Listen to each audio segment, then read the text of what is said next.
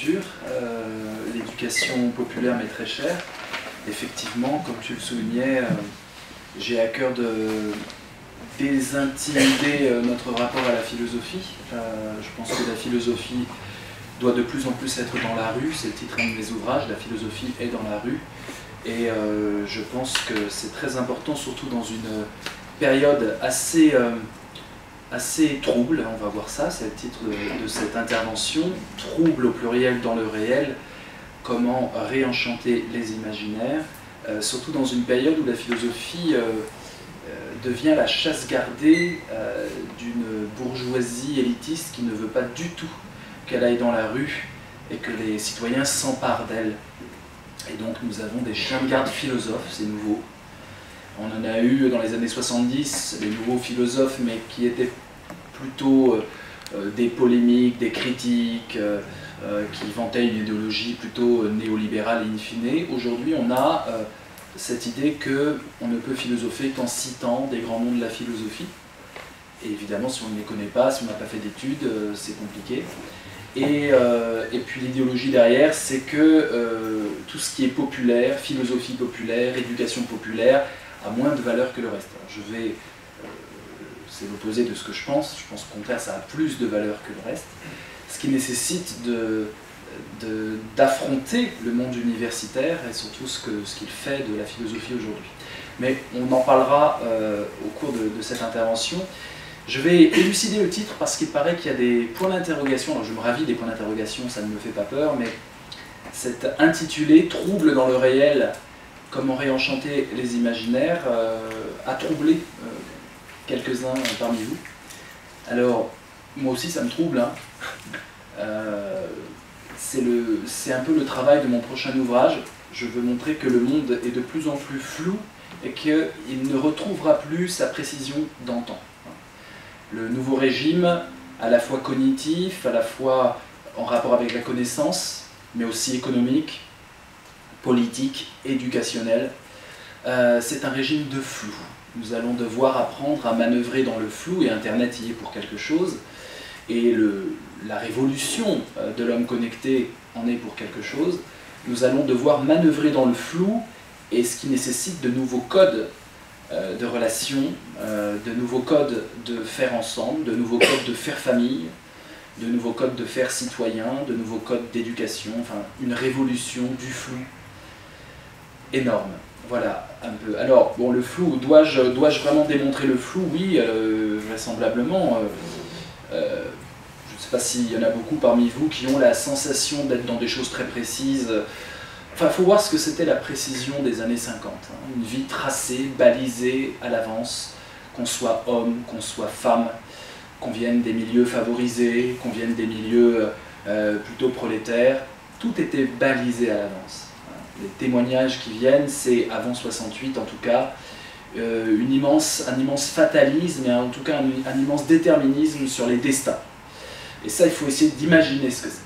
Tu es homme, tu as un code de virilité très précis, tu as une fonction dans le faire famille très précise, il y a la réussite qui a une couleur très précise, il y a les échecs très précis, tout est très précis, bien sûr la vie est bordélique, et donc dans tout ça, dans toute cette précision de devoir-être, il y a l'imprécision des déambulations humaines et de nos erreurs, de nos mises en danger, etc.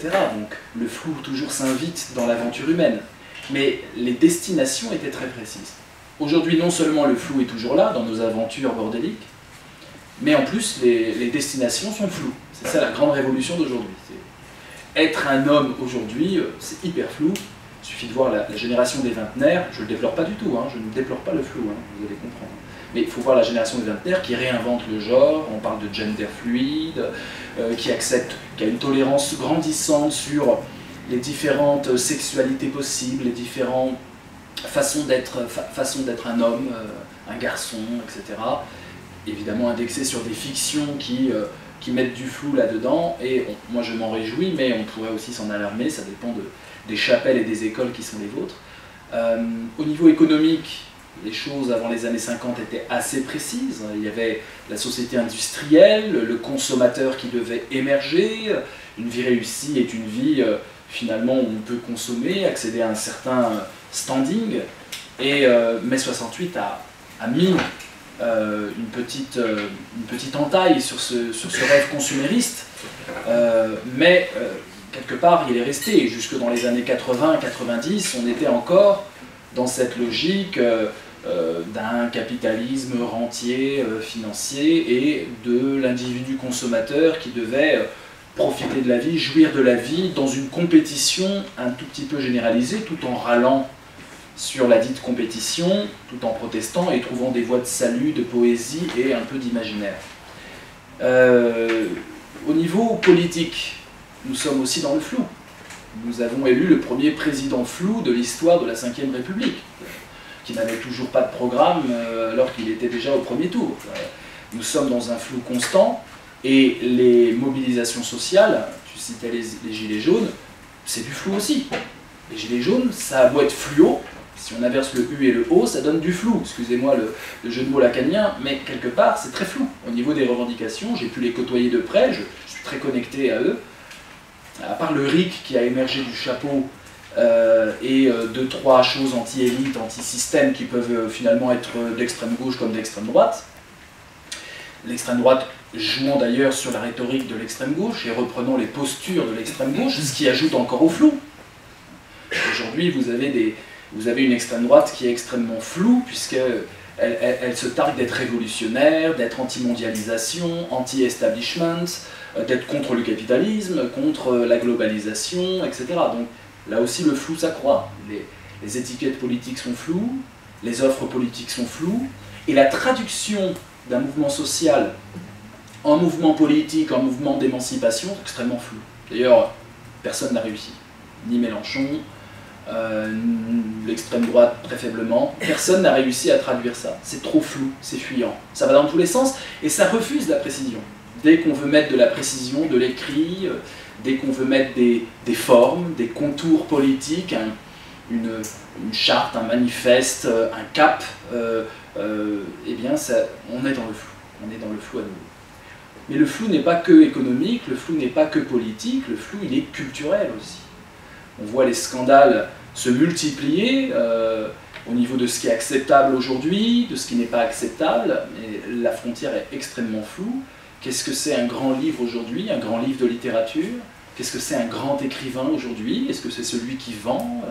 Est-ce que c'est celui qui est à la télé parce qu'il est invité encore par cette vieille institution à stariser, à fétichiser des noms? Est-ce que c'est celui qui est cité dans l'université? C'est très très flou. Hein. Si je vous demande de me citer des grands écrivains d'aujourd'hui, on risque de pas du tout être d'accord, ce qui n'était pas vraiment le cas dans les années 50, où il y avait des noms qui émergeaient et qui étaient plus ou moins reconnus, qu'on aime ou qu'on n'aime pas, comme ayant une qualité.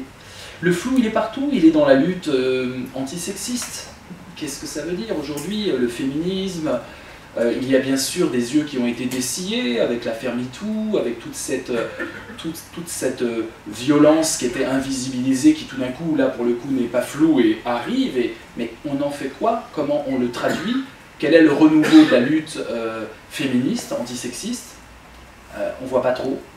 Pour l'instant, c'est encore les vieilles propositions des années 70 qui reviennent au goût du jour, parler entre nous, essayer d'avoir des mesures de prévention, un numéro vert, et puis finalement, je vous rappelle quand même que à l'Assemblée nationale, une cellule anti-harcèlement a été ouverte pour voir le degré de folie de ce phénomène. Phénomène mal, hein. Je ne parle pas du tout du fait de MeToo. MeToo, c'est un excellent phénomène. Mais c'est-à-dire qu'il y a des députés qui passent leur temps à harceler, et à tel point qu'ils ont créé une cellule anti-harcèlement. Vous voyez le truc? 2020. Hein. Ils sont tellement dans un sentiment d'impunité et puis de la femme c'est ma chose, qu'ils ont dû créer une cellule anti-harcèlement à l'Assemblée nationale. On va après donner des grandes leçons dans les banlieues, et à l'Assemblée nationale, une cellule anti-harcèlement est ouverte depuis le début de l'année. Donc là aussi, est-ce que c'est une solution, et comment éduquer le jeune homme dans ce flou des identités? On peut parler aussi de la lutte antiraciste, extrêmement floue. Faut-il être communautariste? Faut-il s'enfermer dans des identités figées? Faut-il au contraire redorer l'universalisme, mais l'universalisme a été tellement critiqué par la postmodernité que finalement, ne contient-il pas en son sein les germes de l'intolérance et de la discrimination, l'universalisme. L'idéal des Lumières est bien attaqué aujourd'hui. Flou aussi, c'était beaucoup plus simple quand on disait que l'alpha et l'oméga de la projection politique, finalement, c'est les droits humains, la Déclaration universelle des droits humains, et les Lumières. Au moins c'était clair. Là, maintenant, les Lumières ont laissé la place à, j'aimerais un truc au pluriel qui donne l'idée de flou, les incertitudes, les floutages du réel. Vous voyez, un mot de cinéaste, flouter. On floute des visages à la télé. On est dans un multi-floutage. Tout se floute. Et puis, tout, on peut continuer la liste, le terrorisme, la sécurité, extrêmement flou, c'est quoi la sécurité, la police, le rôle de la police, que de flou dans les violences que l'on peut, à mon sens, qualifier vraiment de policières aujourd'hui, lorsqu'on voit ces vidéos très précises et ce flou administratif, cette réponse extrêmement floue qu'il y a. Nous sommes dans un flou complexe et osons encore augmenter un peu le floutage, enfin voir en tout cas l'étendue du floutage, la famille. Faire famille pour un jeune de 17 ans aujourd'hui. Avant, on était dans les années 80 dans la famille recomposée, c'était formidable. Les parents, ils pouvaient se la couler douce, une semaine chez l'un, une semaine chez l'autre, c'était super. Non, ça ne marche plus. On voit très bien que ce n'est pas une solution viable pour des enfants. On voit très bien que l'amour, le mariage n'en parlons pas, l'amour est fluctuant, les jeunes de 17 ans n'y croient plus, puisqu'ils ont vu un peu leurs aînés. Qu'est-ce que c'est faire famille? Demander à un jeune de 17 ans de dire dans quoi tu te projettes? Tu seras amoureux? Tu vas faire des enfants avec ton amoureuse ou pas? Comment? Faire famille aujourd'hui, la famille, c'est extrêmement flou, à l'heure où on peut avoir des enfants sans passer par l'acte sexuel. Ce qui est très précis. La technologie nous donne des instruments de précision et de contrôle et de maîtrise absolue qui engendrent non pas une précision mais du flou. La précision en grec, ça se dit akribéia. Platon parle beaucoup de l'akribie, il y a l'exactitude, l'idée que les formes finalement sont extrêmement précises. Vous savez que pour les Grecs de l'Antiquité, l'apeiron, l'absence de limite, le a privatif, apeiron, c'était une source d'angoisse. L'infini est angoissant chez les Grecs de l'Antiquité. Pour nous, il nous fait rêver depuis les modernes, mais c'était angoissant. Il fallait absolument qu'il y ait des contours, qu'il y ait des bornes, que l'on puisse voir clair.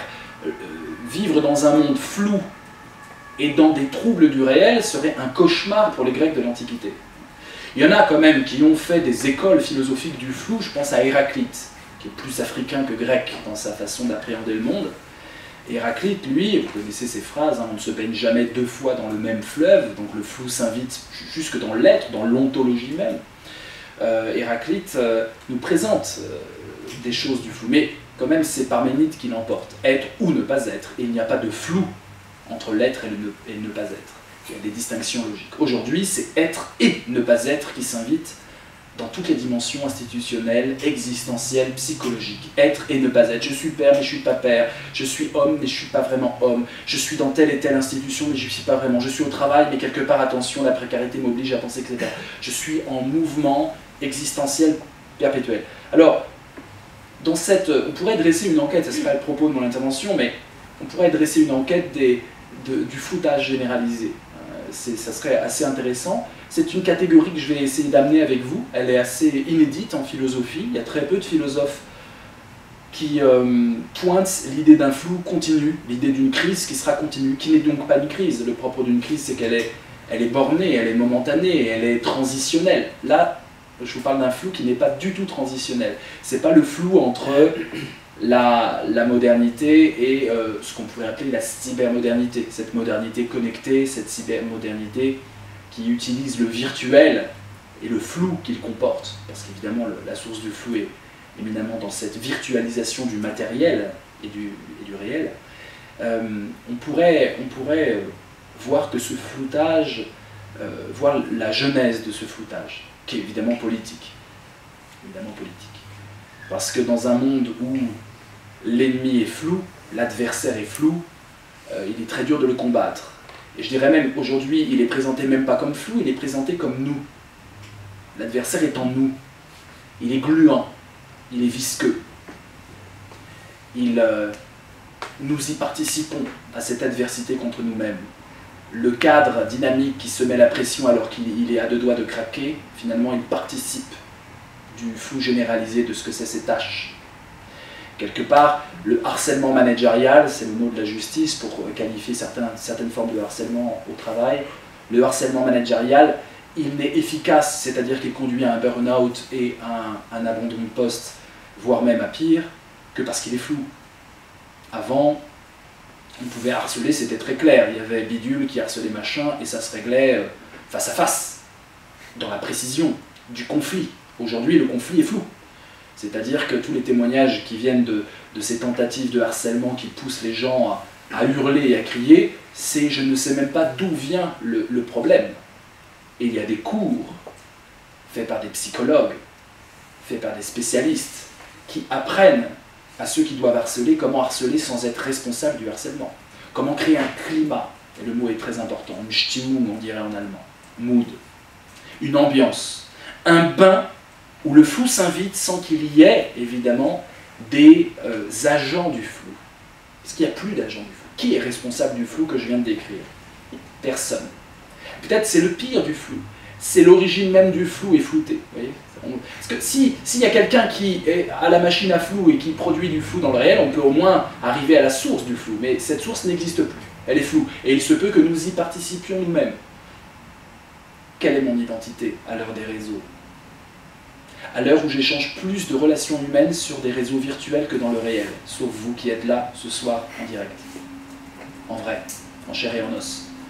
Aujourd'hui, les émotions humaines sont sur les réseaux, les émerveillements sont sur les réseaux, les apports de connaissances nouveaux sont aussi sur les réseaux. Donc, la source d'une connaissance. Et donc voilà, grosso modo, le premier pan du titre, trouble dans le réel.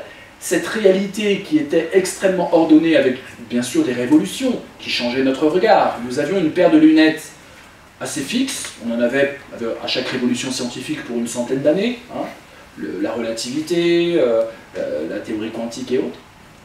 Et puis en philosophie c'était 60 ans, ça durait 60 ans, l'existentialisme.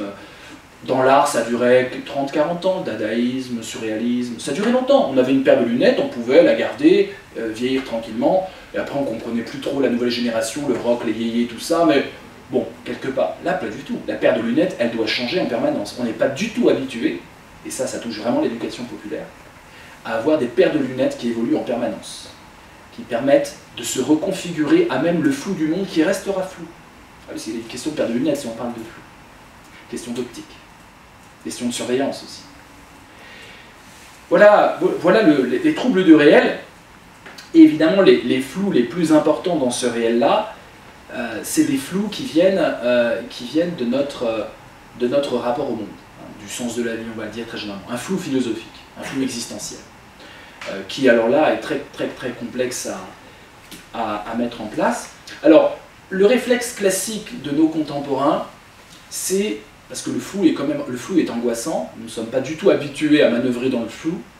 Je ne sais pas si vous avez déjà eu des expériences de brouillard intense. Moi j'en ai eu, j'avais 12 ans, au ski. Un brouillard, on ne pouvait plus rien voir, on était dans le blanc. Un brouillard intense. Vous voyez l'angoisse que ça crée? Ne plus avoir aucun repère, on a l'impression qu'on a la tête en bas, tellement on ne sait plus du tout où on avance. Et puis il y a le risque que l'autre va me télescoper, va me faire du mal. L'autre devient un danger, évidemment, parce que je peux me cogner, sans parler du précipice. Je ne vois plus le gouffre. On ne peut plus même faire une littérature du gouffre. Il n'y a plus de gouffre, ils sont flous les gouffres. Ça se trouve, je suis en train de tomber, mais je ne le vois même plus. C'est ça le flou. Alors, dans ce flou généralisé, la grande tendance, qui va être une tendance qui va durer, c'est de vouloir arrêter le flou.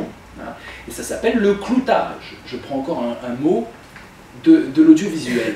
Quand vous cloutez un sujet, vous dites ce que vous allez voir, vous dites vous êtes en train de le voir, et vous dites ce que vous avez vu. C'est une façon de prendre le téléspectateur pour un neuneu, hein, âge moyen 7 ans, je crois que c'était Taverneau, directeur d'M6, qui disait considérer le téléspectateur comme un enfant de 7 ans. Et donc il faut clouter. Ah, nous allons voir ça bientôt. Attention, hop, on voit ça. Oh, on est en train de voir ça. Et puis après, ah, nous avons vu ça. Toute la télé a été à ce régime-là, et qui vient des codes de la télé-réalité. C'est évidemment les codes qui permettent des pages de pub entre les coupures. Ça s'appelle clouter, clouter un sujet. J'en parle avant, j'en parle pendant, j'en parle après. Clouter sa vie, je parle de ma vie, je raconte ma vie sur les réseaux sociaux, puis je parle de... Et puis il y a les commentaires, je commente ma vie à travers les commentaires qu'on a sur ma vie, ou ma nouvelle coupe de cheveux, ou la pizza que j'ai mangée à midi. Clouter. Et ça c'est le réflexe. Face au floutage, on va vouloir buriner sa vie avec du précis. Et évidemment, dans un monde qui est profondément en crise de flou, le cloutage sera un artifice qui va nous éloigner de la vérité. On ne peut plus considérer l'idée, par exemple, que le sens de ma vie, c'est ce dogme, cette doctrine, cette religion. Évidemment, je risque de tomber dans du dogmatisme, voire du fanatisme. Et ça s'est vu. Le fanatisme vient de là. On présente un monde flou, et on dit, la solution, la lunette de précision, je te l'offre, et tu vas voir le réel à travers ça, et tu vas pouvoir discerner enfin les choses selon l'idéologie, l'interface intellectuelle qui te permet de voir clair dans un monde flou. Ce sera un immense réflexe parce que nous avons derrière nous des siècles donc la culture tout simplement, la culture humaine et l'éducation se sont échinés à nous mettre de la précision. On oriente l'homme, c'était le jugement critique. Il faut que tu sois capable de ta propre mise au point sur le monde. Cette mise au point, tu ne dois pas la réitérer tout le temps, tous les jours. Quand tu as fait cet exercice, tu peux un peu voguer. Là, aujourd'hui, cet effort de mise au point n'a pas d'arrêt.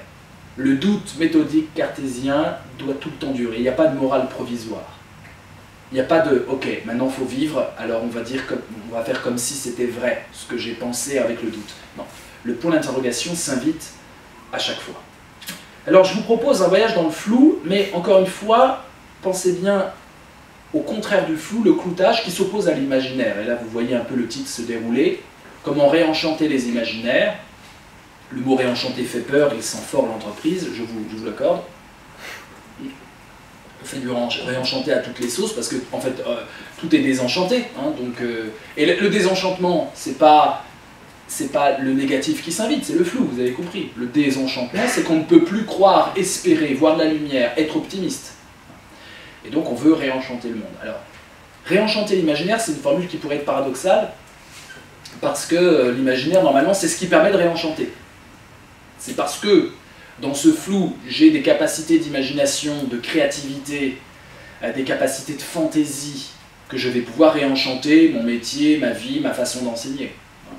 Donc, réenchanter l'imaginaire, ça montre un peu l'ampleur des dégâts. Si l'imaginaire lui-même est désenchanté, si cette capacité à pouvoir créer du nouveau dans un sens émancipateur, c'est comme ça que j'entends l'imaginaire, dans un sens émancipateur universel, c'est pas j'émancipe ma famille ou mes proches, c'est j'émancipe le genre humain. Et cette optique doit beaucoup à un philosophe que vous connaissez sûrement, Mikhail Bakounine. La liberté tout seul, ça sert à rien. La liberté doit être collective ou n'est pas. Profondément, dans un monde désenchanté où l'imaginaire est plus une force désenchantante qu'une force réenchantante, comment réenchanter l'imaginaire? C'est-à-dire qu'aujourd'hui, quand l'imaginaire tourne à plein pour nous sortir du flou, il nous amène de la précision imaginaire, des théories effondristes, des théories où c'est la décadence, où c'est la fin de tout, des théories complotistes. L'imaginaire, il carbure à fond dans les théories complotistes, où finalement j'invente un système paranoïaque où la liberté et la responsabilité individuelle sont complètement dissous, floutées dans des sortes de courants de pensée et de pouvoir qui m'échappent. Et donc, l'imagination, pouvoir réenchanter l'imaginaire, c'est pouvoir redonner à notre capacité de créer du sens des possibilités d'accepter le flou et de circuler dans le flou. Et j'insiste sur ces deux choses. D'abord, accepter que le flou est notre nouvelle condition cybermoderne. Accepter qu'on ne verra plus clair, et que si je vois clair, je suis dans l'erreur, car le flou est là, et c'est le flou qui dicte aujourd'hui notre norme humaine. Mais aussi, pouvoir manœuvrer dans le flou. Pouvoir manœuvrer dans le flou. Alors, je vous parlais de Bakounine, et je crois que c'est pas mal pour commencer. Alors, vous connaissez cette phrase qui a été reprise par pas mal de monde. L'uniformité, c'est la mort, la diversité, c'est la vie. Une phrase absolument simple et intéressante. Le flou dont il est question, c'est pas le flou du divers, c'est le flou de l'uniformité. c'est une uniformisation constante. Hein. Il n'y a pas d'autre choix en économie, en politique. Une fétichisation des choses qui fait qu'on n'arrive plus à avoir un jugement vraiment autre par rapport à nos contemporains. Et au contraire, il faudrait déjà changer cette qualité-là. Un flou qui serait confusionniste et uniformisant, et accepter un flou qui serait, comment dire, créatif, diversificateur. Les deux sont flous, mais ce n'est pas du tout le même flou. Il y a le flou confusionniste, finalement tout se vaut, on peut tomber dans le nihilisme, dans le relativisme, et dans la désespérance. Et puis il y a un flou poétique, un flou créatif. C'est toujours le flou, mais je vois que ça peut toucher mon destin. Et que je peux, non pas avoir le contrôle du flou, parce que ce serait tomber dans la caricature du cloutage, toujours dogmatique, mais que je peux surfer dans le flou. Je peux glisser dans le flou. Je peux trouver mes marques dans ce torrent de réel en perpétuelle reconfiguration. Voilà ce que dit Bakounine, c'est une lettre à Sergueï Nechaev du 2 juin 1870. Comment moraliser ce monde? Au sens de redonner de la force morale, hein, pas faire des leçons de morale. Pour Bakounine, ça semble évident. Comment moraliser ce monde en éveillant en lui franchement? Franchement, c'est l'opposé du flou, hein. C'est franc, ce n'est pas flou. Franchement et consciemment, l'opposé de cet inconscient flou qui pourrait nous gouverner, en éveillant en lui franchement et consciemment, et en attisant dans son esprit et dans son cœur, l'unique et omni-absorbante passion de l'émancipation du peuple entier et de toute l'humanité. Il ne fait pas les choses à moitié, Bakounine, c'est pour ça qu'on l'aime. C'est là une religion nouvelle et unique, au moyen de laquelle on peut remuer l'âme et créer une force collective et salutaire. Alors, cette religion nouvelle, c'est l'omni-absorbante passion de l'émancipation. C'est pour ça qu'il s'intéresse au cœur, il s'intéresse à la passion et au cœur. Alors, ce qui est intéressant dans cette expression de Bakounine, que je reprends à mon compte, c'est qu'il est question de la passion, pas de la raison. Et je ne suis pas du tout anti-rationnel. J'aime les lumières et j'aime la rationalité et le débat critique. Mais une rationalité pure dans un système flou risque de nous faire surinterpréter le flou pour y trouver du cloutage, pour y trouver des points fixes caricaturaux permettant de graviter dans le monde. Or, la passion elle-même, c'est-à-dire non pas aborder par exemple la connaissance en termes rationnels, en termes, vous savez, de blocs de connaissances, mais en termes de gourmandise, la passion. Aborder la raison avec gourmandise, aborder la raison de façon passionnée, omni-absorbante passion de l'émancipation du peuple entier.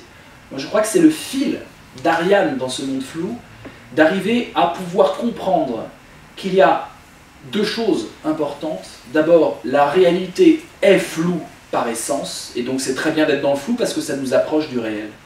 Et quelque part, quand on n'était pas dans le flou, on était très éloigné de ce que c'est la réalité brute. Être dans le flou, c'est accepter une plus grande part de réalité. Puis deuxième chose, comment s'orienter dans ce flou? Eh bien par l'esprit, mais aussi par le cœur, par cette passion de l'émancipation. Et c'est ce qui manque. Quand on voit, je vous ai cité l'économie, la politique, jusqu'aux gilets jaunes, ce qui manque, c'est un projet d'émancipation unificateur. Ce qui manque, c'est un projet passionné. Ce qui manque, c'est cet optimisme proprement réenchantant pour moi, de se dire que à chaque fois qu'il y a crise, il y a l'occasion de plus de libération. Il y a l'occasion de se dépêtrer d'un flou qui ressemble plus au flou du sable mouvant, qui va m'empêtrer, m'enliser, dans lequel je vais agonir. Et cette omni-absorbante passion, il insiste sur son côté universel. Ça rejoint un peu Jean Kalevitch qui disait « L'humanisme, si on prend ça comme une boussole qui nous éclaire dans le flou, l'humanisme doit être absolu ou n'est pas. Si on commence à faire des exceptions dans l'humanisme, on dit oui, l'humain, mais sauf les handicapés, sauf les noirs, sauf les femmes. Dès qu'on met du sauf, ne serait-ce qu'une personne, on n'est plus dans cet humanisme universel. Considérer l'autre comme un frère, quel qu'il soit, l'autre quel qu'il soit.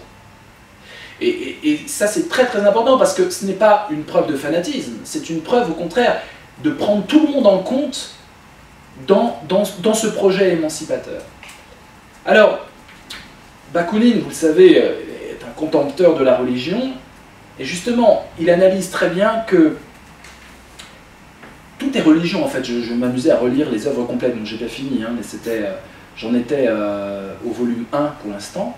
Ce qui est passionnant dans sa pensée, c'est que tout peut faire religion. Il dit par exemple, sous la bannière de Dieu qui se trouve maintenant.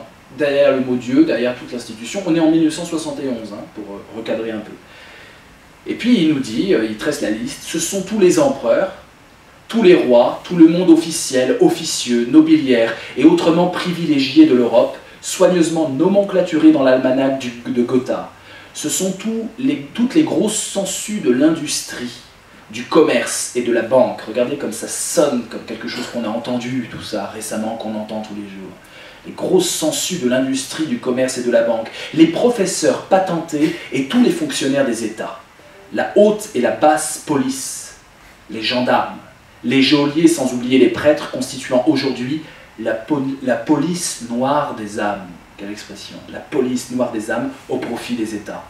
Ce sont les généraux, ces humains défenseurs de l'ordre public, et les rédacteurs de la presse vendue, représentant si pur de toute vertu officielle. Voilà l'armée de Dieu. Derrière Dieu, il y a tout un système de pouvoir. Il insiste sur l'État, parce que vous savez bien que pour lui, où commence l'État, s'arrête la liberté individuelle. Et dans cette logique-là, il montre qu'on organise un système de précision pour finalement flouter ce qu'il y a derrière, c'est-à-dire un système de pouvoir.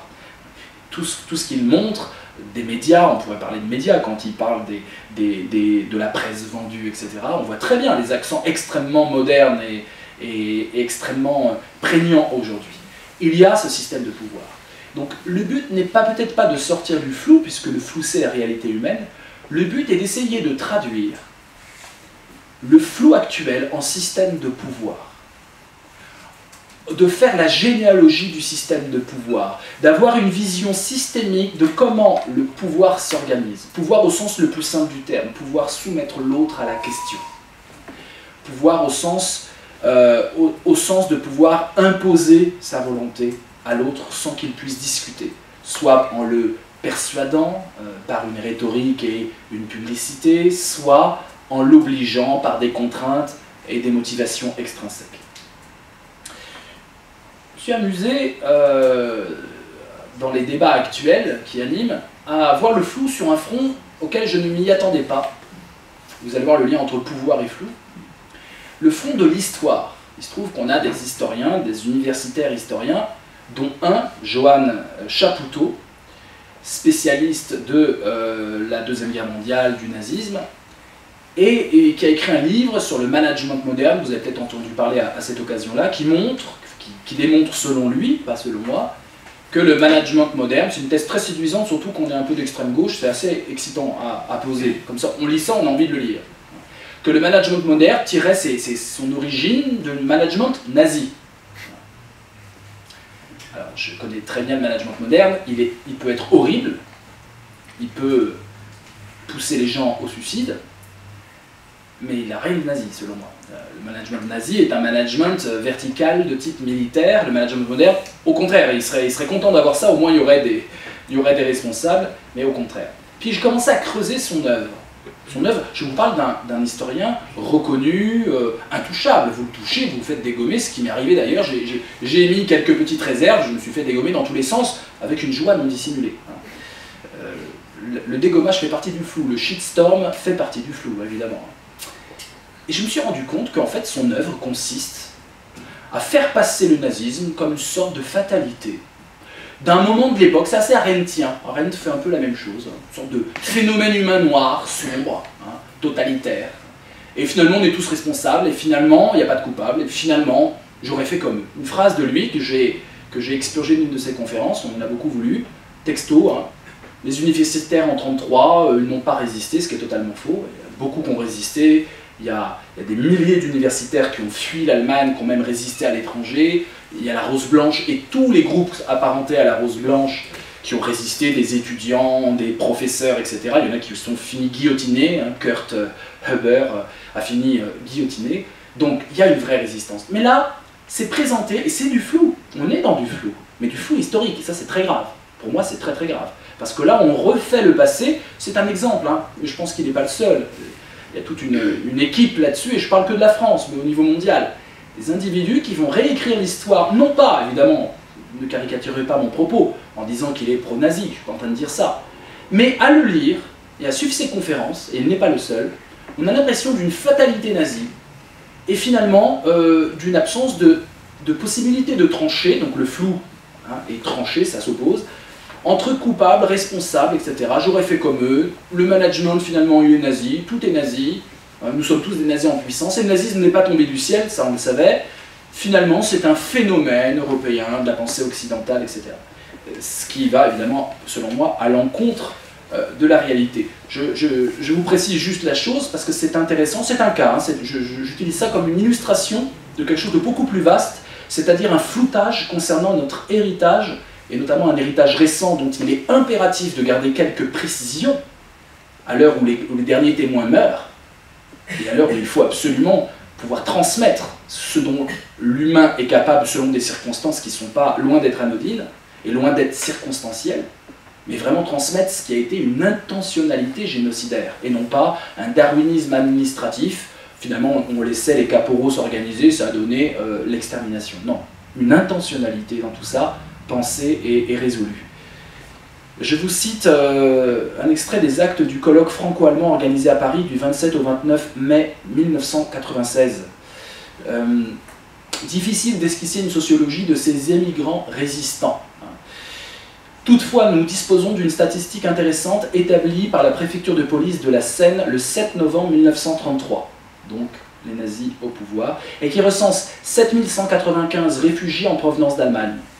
Sur ce nombre, 4039, juste en novembre 1933, 4039 de nationalité allemande, artistes, intellectuels et écrivains y sont surreprésentés. 114 acteurs et artistes de music hall, 139 avocats, 118 médecins, 70 musiciens ou chefs d'orchestre, 67 journalistes, 49 écrivains, 74 professeurs. Le nombre élevé des réfugiés appartenant aux professions libérales et aux intellectuels est une des caractéristiques de l'émigration allemande à Paris en 1933. Il est probable que ces catégories sociales sont également fortement représentées parmi les résistants allemands en France. C'est juste ce que ce chapoutot omet de dire. C'est qu'il dit « j'aurais été comme eux », oui, mais il y en a eu plein qui n'étaient pas comme ça, et qui ont dit non, et qui ont résisté. Et je me demande, dans la transmission de l'histoire, est-ce que c'est pas aussi intéressant de mettre en pendant cette résistance-là? Que veut-on dire à notre enfant? Tu ne peux pas résister à une mouvance brune qui finalement entache le cœur de l'homme et considère le proche comme un ennemi, ou il y a toujours des capacités de résistance, des capacités de jugement critique et des capacités de ne pas suivre la masse des rhinocéros, pour faire une allusion à Ionesco, de ceux qui se transforment en rhinocéros quand le but du jeu, quand même humaniste, est de dire « je serai le dernier homme, je ne capitulerai pas ». Alors, je continue juste un peu parce que c'est assez intéressant. Ce qui explique sans doute, donc tous ces Allemands intellectuels venant de l'université qui débarquent en France, le nombre d'organes de presse et de publications qui paraissent en France à partir de fin 1933. Ces Allemands entretiennent, pour certains de longue date, des relations avec leurs homologues français, ce qui permet de comprendre également comment et pourquoi ont été créés dès 1933 des comités, et moi je vois vraiment une solution au flou là-dedans, c'est pour ça que je vous cite aussi cet extrait, des comités regroupant savants, écrivains, intellectuels français, qui s'emploient à venir en aide à leurs collègues allemands et surtout qui coopèrent avec eux pour stigmatiser et combattre le fascisme allemand. Et on parle de l'arrondissement. Stigmatiser et combattre. Dans ce flou opérant, qui in fine sert le pouvoir et l'ordre établi, dans ce flou qui est, je dirais, le dernier gaz lacrymogène à la mode, la possibilité d'éloigner de ceux qui s'intéressent aux décisions communes, au destin collectif, d'éloigner non pas par une violence qui pourrait avoir une possibilité de réaction et de résistance, mais par un flou, cette confusion des âmes, où l'on voit des jeunes précarisés qui devraient s'insurger contre le système de discrimination et de précarisation français, de ségrégation scolaire notamment, et qui finalement s'en prennent à des Français désignés selon des théories complotistes et qui n'ont aucun rapport avec leur marasme politique. Et des confusionnistes comme ça, il y en a à toutes les échelles, et dans la cybermodernité, dans ce flou généralisé, c'est eux qui ont pignon sur rue. Soyez confusionnistes, dites on est dans le flou mais je vais vous apporter 2-3 repères éblouissants, pour reprendre ce mot de René Char, nous sommes dans l'inconcevable avec des repères éblouissants. Eh bien, évidemment, vous gagnez, évidemment. Je vous promets une précision dans le monde flou. Tous les gourous, tous les prophètes de l'époque nous promettent ça. Alors, dans cette logique, quelle solution j'esquisse? Je voudrais juste savoir combien de temps il me reste à peu près, parce que j'ai... Une dizaine de minutes. Une dizaine, donc voilà. Je vais esquisser des pistes concrètes, je sais que vous aimez ça au mouvement Utopia, un tout petit peu de concret, j'espère pas avoir été abstrait. Stigmatiser et combattre. C'est dur, parce qu'on nous a appris à ne pas stigmatiser. On nous a appris à respecter l'adversaire. On nous a appris à être fair-play. On nous a appris à être gentleman. On nous a appris à combattre à ciel ouvert avec des arguments rationnels. Et stigmatiser, ça nous semble être l'opposé, c'est-à-dire pointer du doigt, critiquer. Alors, il ne s'agit pas d'une stigmatisation fausse, irrationnelle, injurieuse. Il s'agit de pointer des réalités de pouvoir derrière des phénomènes qui passent comme flous, mais qui sont extrêmement actifs. Il y a une intentionnalité. Zemmour, sur CNews, qui instrumentalise l'histoire comme il veut, jusqu'à citer des nazis comme Carl Schmitt, comme étant formidable et très instructif. Zemmour sur CNews, il est là pour poser un discours. C'est sa seule fonction. Et d'autres font ce travail-là. Vous les connaissez, des éditorialistes, etc.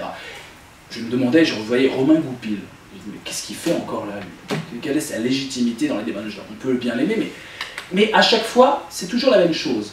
C'est flou et quelqu'un va poser un discours. Et ce discours-là nécessite un jugement critique qui doit être extrêmement réactif.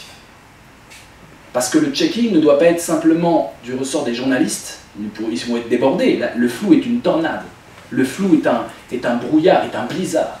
Et dans le blizzard, les journalistes seront débordés, les journalistes de bonne volonté. Et donc il va falloir, dans l'éducation populaire, créer une nouvelle typologie d'esprit critique qui consiste à pouvoir rectifier le confusionnisme qui va surfer sur le flou pour pouvoir en fait emmener le troupeau là où il veut qu'il pèse. Et donc il va falloir un esprit critique extrêmement virevoltant, dansant, précis et stigmatisant dans ce sens-là. Stigmatisant parce que pointant des réalités de pouvoir que l'on peut juger comme étant abjectes, comme étant inhumaines. Cette boussole-là, c'est ça qu'il faut donner. Alors, dans un monde où on nous dit « mais non, c'est de la morale, la moraline hein, », je me suis pris aux nazis à Heidegger et j'ai eu Luc Ferry qui me disait « oh, il veut interdire Heidegger », je voulais juste le sortir de la liste des auteurs du bac. Le mec est nazi jusqu'au Bermuda. Voilà, il a été nazi toute sa vie, même s'il s'est retiré dans sa montagne. Sa pensée avec les Cahiers Noirs sortis en 2014, c'est une pensée nazie. Il est là pour l'extermination de l'ennemi intérieur, enfin c'est une pensée absolument abjecte. Aujourd'hui, c'est les universitaires, les profs de philo ne sont pas à la page tous. Ils n'ont pas lu les Cahiers Noirs de 2014. Mais ceux qui lisent et qui suivent le dossier, c'est très dur de faire le contorsionniste et de dire « mais non, mais c'est un nazisme métaphysique, ils en sont là maintenant ». Ils parlent de nazisme historial ou métaphysique, non, c'est du nazisme. Est-ce qu'on a besoin que l'État français en 2020 recommande comme grand auteur philosophe ce type-là? On peut l'étudier à la fac, on peut l'étudier comme on veut, bien sûr il faut le publier. Et je suis même pour qu'on ouvre les archives, donc c'est tout sauf de la censure. Je suis pour qu'on ait le droit de regarder ce que ce type a vraiment écrit. Évidemment, les ayants droit s'y refusent absolument. Et donc, à partir de là, qu'est-ce qu'on a comme critique? On a, vous êtes pour la moraline, vous êtes pour l'autodafé, Michel Onfray, il y a 4 jours. Oh, je suis contre les autodafés. Super, Michel, bravo. J'aime bien, mais bon, voilà, Michel, quand même.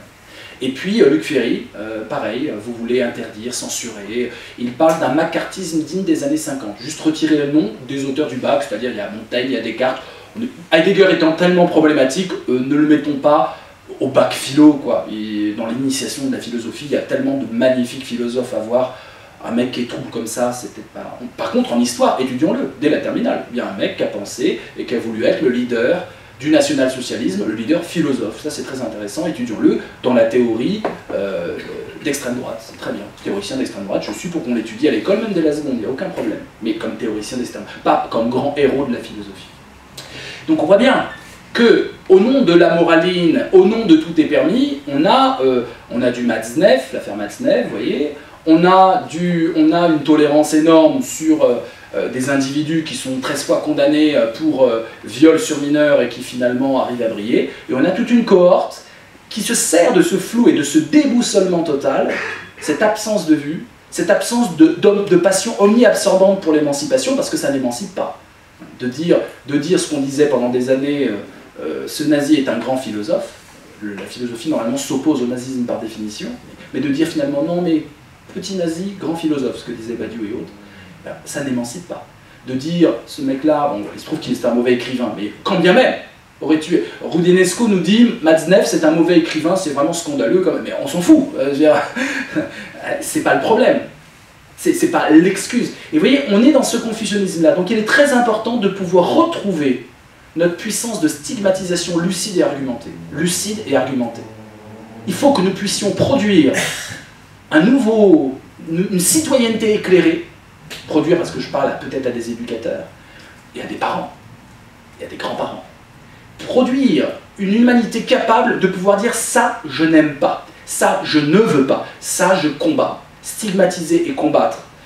Ça, c'est une première chose. Alors, le pouvoir de stigmatisation, il est à réinventer. On ne sait plus trop ce que ça veut dire de dire « je n'aime pas », sans passer pour un réac, quelqu'un qui est arrêté dans ses préjugés. Donc, l'argumentation doit évidemment être au centre, mais aussi une certaine forme d'humanisme. Car c'est toujours au nom d'un humanisme qu'on va pouvoir rejeter des choses que l'on perçoit comme étant indignes. J'aime beaucoup, c'est une phrase que j'ai trouvée, il faut absolument que je vous la retrouve. Je crois que c'est Romain Gary, je suis sûr même. C'est Romain Gary dans Chien Blanc, magnifique livre, hein, Chien Blanc de Romain Gary, et il dit une chose qui m'a fait penser à plein de monde. Je vais voir à quoi vous pensez, vous. Hein. Chaque fois lorsqu'un homme se conduit comme une petite frappe, j'ai le sentiment de perdre la face moi-même. À quoi on pense? Les petites frappes. Hein, vous savez, ces petits voyous sans envergure, petits voyous d'occasion. C'est pas le gangster, c'est la petite frappe. Quoi. Ça m'a fait penser à BHL en Tartré. Vous voyez, cette réaction qu'il a, des proches, je rigole beaucoup d'ailleurs, où il dit « lève-toi, je vais te casser la gueule ». Vous vous rappelez, ça vous dit rien? Bon. Ça me fait penser à Hanouna. Hanouna, c'est vraiment la logique de la petite frappe. Hein.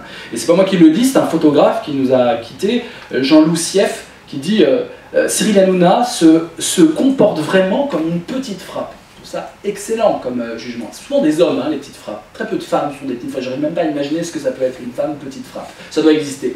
Mais c'est très intéressant de voir que quand la petite frappe fait sa petite frappe, j'ai honte humainement d'être là, d'être un homme en face. C'est pas lui que je vais stigmatiser en disant « ou le vilain », c'est moi et lui. C'est qu'est-ce que tu fais de notre belle condition humaine? Qu'est-ce que tu fais de notre destin politique à te comporter comme un salopard?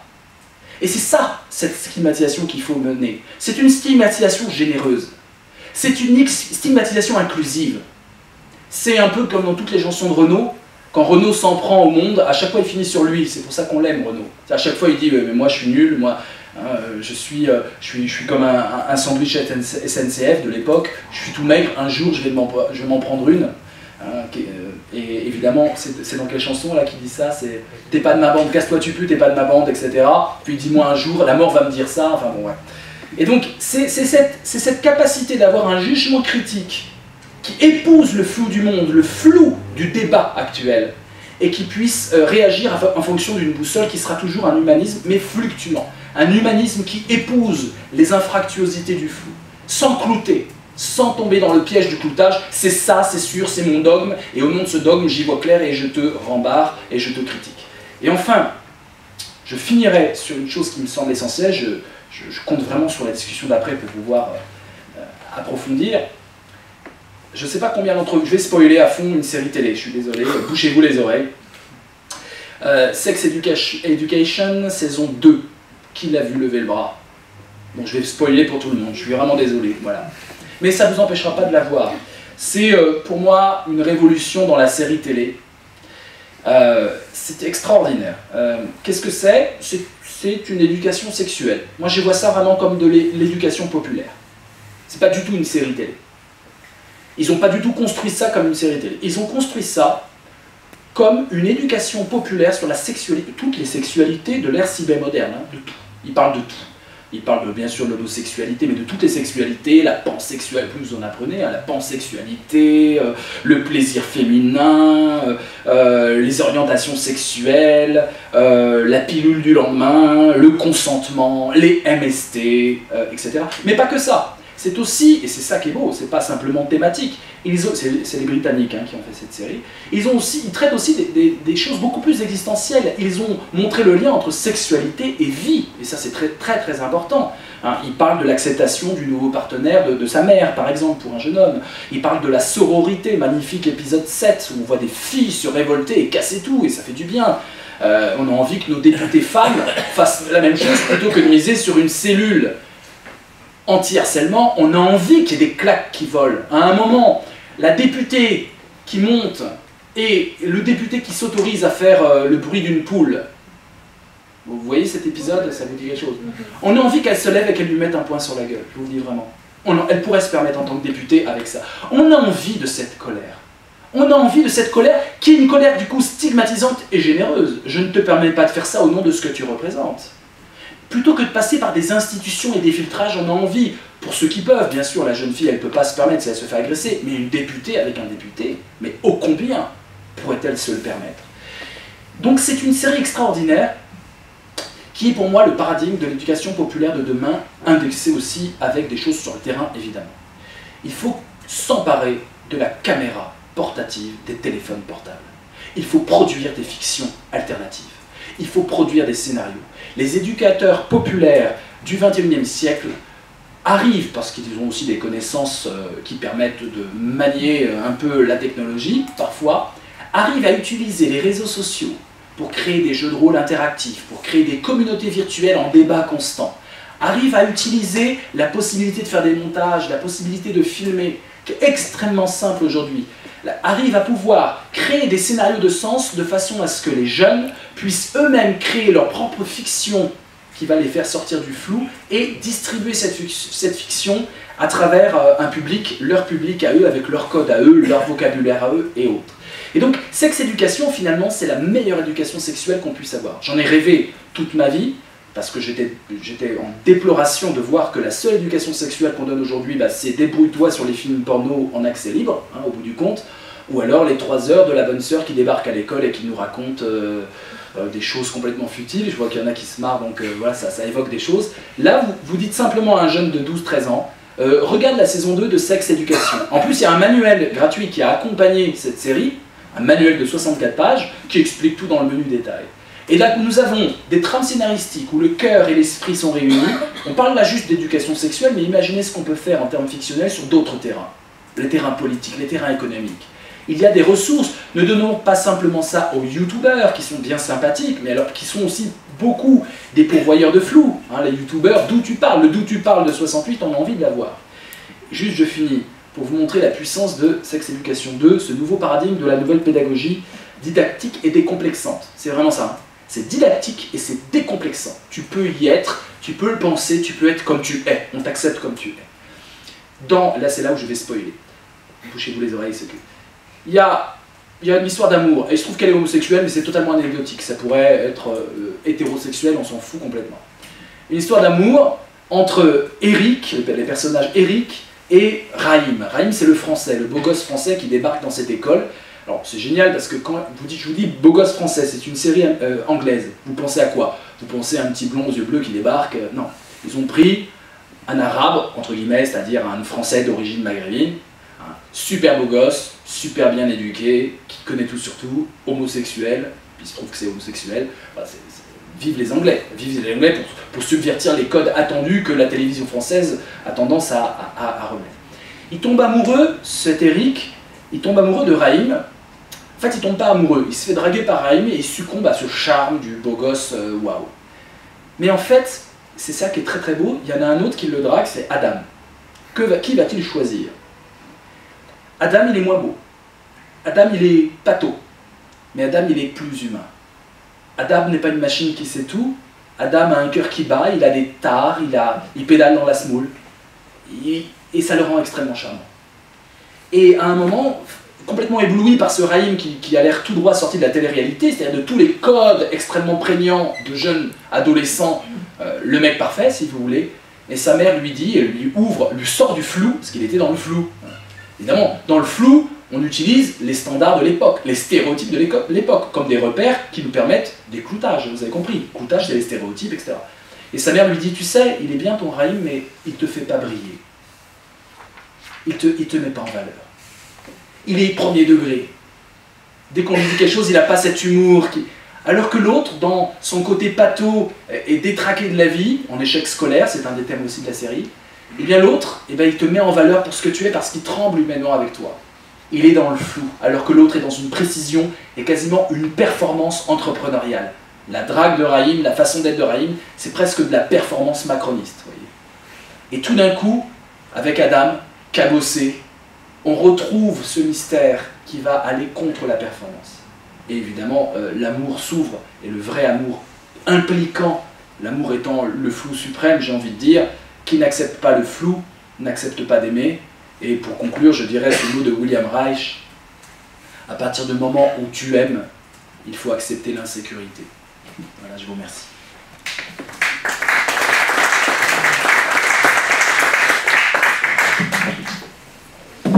Merci Vincent. Alors, donc, tu disais que tu allais publier un livre sur ce sujet du flou, parce que ça nous permettra sans doute d'y revenir.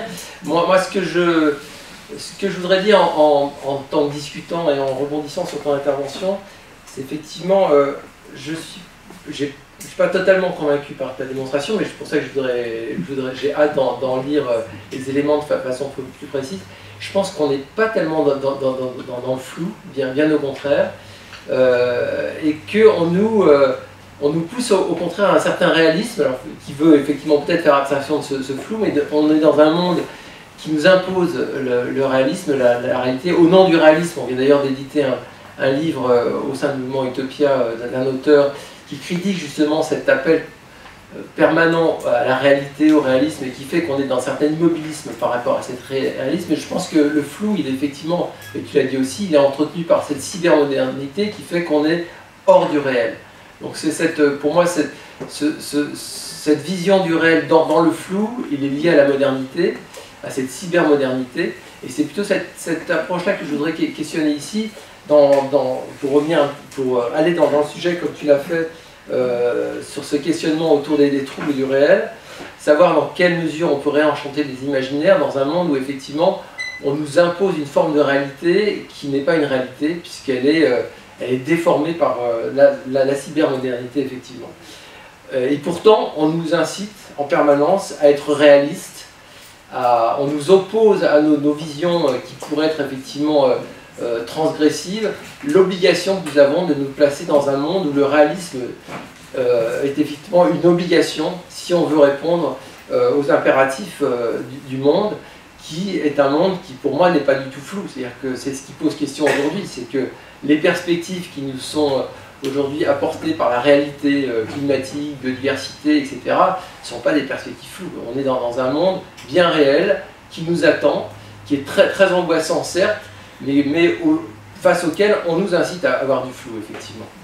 Donc c'est un petit peu cette question-là que je voudrais poser, et au sein d'Utopia on se la pose effectivement, puisqu'on est un mouvement politique, enfin je crois qu'on peut accepter cette dénomination qui n'est absolument pas péjorative pour nous, se dire dans quelle mesure, dans ce monde où la réalité est effectivement effrayante, alors qu'on nous impose effectivement de la voir autrement, par une adaptation, par une politique des petits pas, effectivement, une adaptation à ce monde progressive, dans quelle mesure nous devons réenchanter nos imaginaires et proposer un récit qui, depuis la Bible, puis des Descartes, puis les Lumières, et tu l'as évoqué, est un récit d'adaptation de l'humanité de façon très linéaire, dans une perspective de progrès, de développement et de croissance, qui fait qu'aujourd'hui, on s'est totalement déconnecté de la réalité qui était la nôtre à l'origine, qui est notre réalité en nature, qui est donc au contraire une réalité totalement circulaire, et nous impose au contraire une réalité linéaire qui fait qu'on doit progresser vers un mieux, vers un toujours mieux, vers un toujours plus. Donc c'est cet imaginaire qu'il nous faut re-questionner, pour moi je pense aujourd'hui, c'est nous dire dans quelle mesure la critique du progrès, qui est totalement intégrée, et on pourra parler éventuellement des nouvelles technologies, qui s'inscrit totalement dans cette logique de désinformation et de déconnexion par rapport au réel, dans quelle mesure ce questionnement de cette linéarité nous impose de nous repositionner, de nous re-questionner par rapport à ce qu'on est en nature, donc en dénigrant le terme d'environnement, parce que ce n'est pas notre environnement qui est aujourd'hui c'est très anthropocentré comme approche, hein, de se dire qu'on a un environnement et on a effectivement une humanité qui doit gérer son environnement, mais dans quelle mesure réenchanter notre imaginaire aujourd'hui ne nous impose pas de voir que nous sommes avant tout en nature avant d'être hors nature.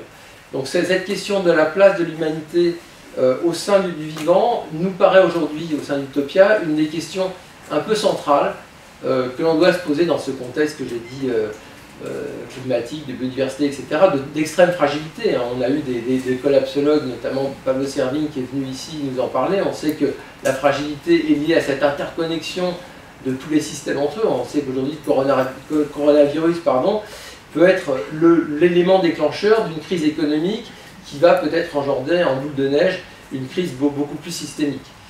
Je suis personnellement assez favorable parce que ça arrive au plus vite. Peut-être pas avec 1 milliard d'individus en moins, mais bon, voilà. Vu le contexte, il faut peut-être que les choses bougent et c'est peut-être un de ces éléments, un petit peu des déclencheurs qui vont faire que les choses vont bouger. Mais même si ça bouge, si on ne s'est pas préparé en amont, si on n'a pas réinventé notre imaginaire sur une autre façon de voir le monde, si on n'a pas remis en question effectivement ce qui constitue aujourd'hui notre norme de développement, notre norme de vie, on a fort à parier que notre avenir sera effectivement très sombre. Et le monde dans lequel on est nous impose effectivement à repenser cette place de l'homme, de l'humanité au sein du vivant. Et c'est pour nous, on le pense aujourd'hui dans nos réflexions, une chance énorme de réenchanter le monde. Alors c'est une question effectivement qui nous replace assez en opposition avec le monde, la cybermodernité dont tu parlais effectivement, nous re-questionne par rapport à des positions comme celle de Philippe Descola sur ce questionnement de l'animisme. Il a existé et il existe encore des civilisations qui ont compris et qui ont totalement intégré cette nouvelle manière de voir le monde, pour nous nouvelle, mais en tout cas ancienne pour eux et éternelle pour eux. Et on voit qu'ont émergé, je pense à la ZAD, Notre-Dame-des-Landes, mais à d'autres mouvements, des façons de s'organiser en société, de refaire société dans une approche totalement différente de celle qui est la nôtre.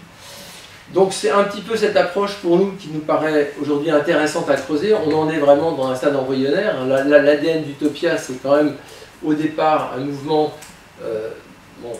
qui s'inscrit dans une logique de, non pas de réforme, mais en tous les cas de redéfinition d'un projet politique qui s'inscrit dans une démarche de remise en question des dogmes, certes, mais qui a quand même une démarche on pourrait qualifier à l'origine d'assez réformiste, même si elle peut paraître très en rupture par ses propositions avec ce qui peut se trouver dans le cadre politique actuel. Mais nous sommes effectivement, enfin nous considérons dans une phase où nous avons obligation de repenser nos imaginaires et de raisonner autrement le monde.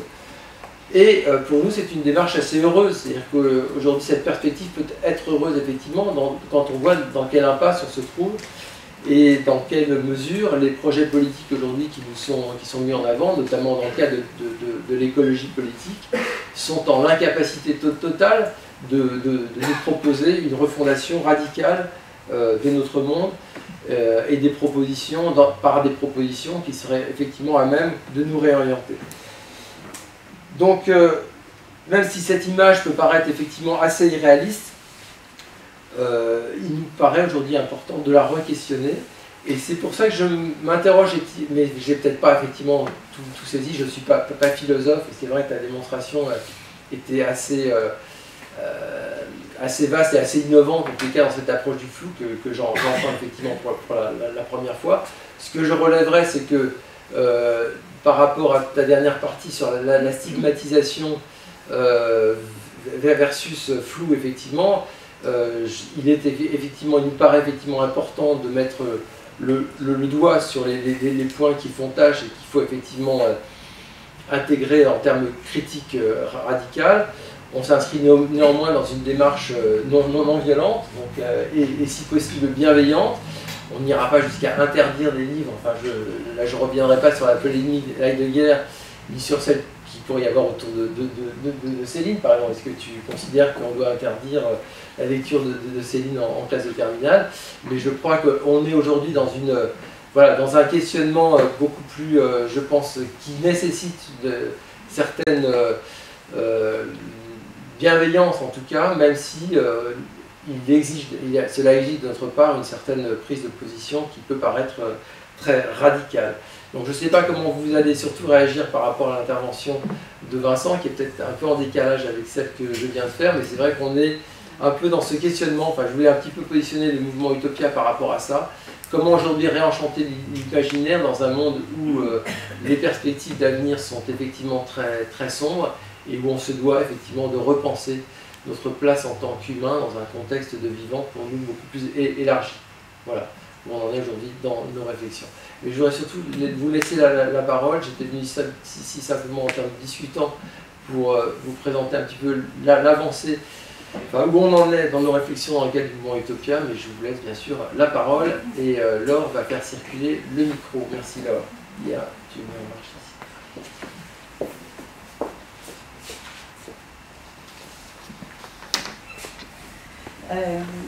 Merci, mais vous n'êtes pas contredit, hein, je pense que vous êtes synchro. Antonio Damasio explique comment l'homme est le mammifère le plus créatif.